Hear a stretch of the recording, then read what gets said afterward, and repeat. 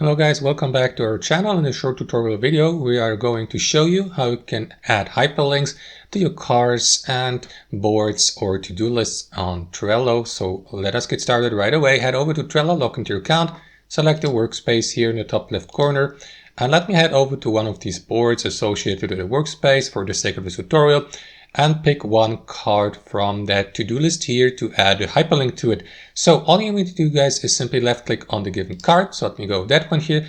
That is going to open up that customization window here. So what you want to do is, for example, let me pick another card with a description text like that one here, for example. So what you want to do is simply click on description here, or to be more precise, on that edit button to the right to edit your card's description. After that, simply highlight the text or the word you would like to add a hyperlink to. So let me go with the first sentence here, or even better with this word here, this. After that, click on that button or icon here, link. Alternately, use the shortcut Ctrl-K. That is going to open up that window for you. So here, simply paste the destination page's URL. So let me head over to google.com for the sake of this tutorial, copy the URL address, head back to your card, to your settings here, paste that URL here.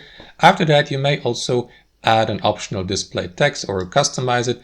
I don't want to do this now, but you can do that anytime. And confirm, last but not least, by clicking on Insert here. That is going to add the hyperlink to your card or to your description of your card. Save here to save these changes. And that's basically it. As you can see, now the hyperlink has been successfully added. So that's it, guys. That's how I do it. I hope you enjoyed this video, got some real value from it, and we'll see you next time on our channel.